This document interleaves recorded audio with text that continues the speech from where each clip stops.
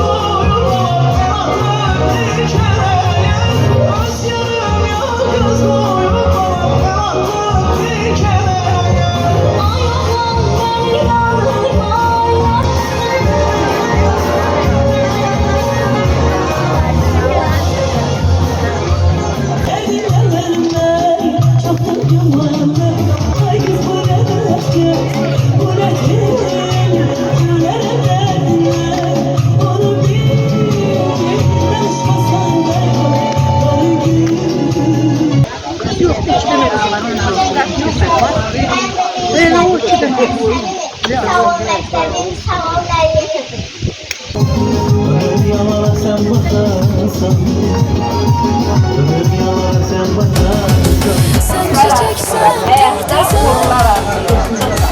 benzemirsen bir kese, ömür günümü beze, gül ki yüreğim gülsün.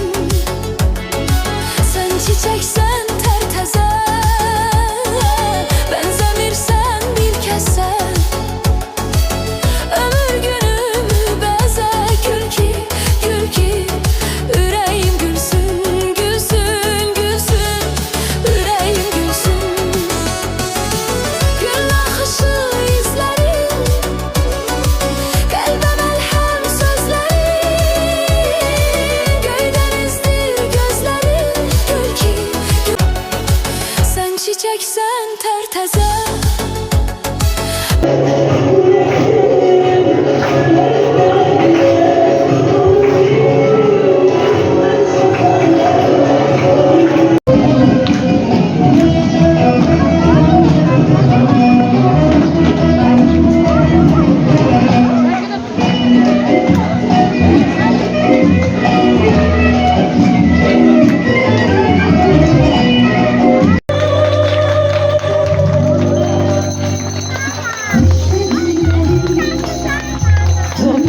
Ben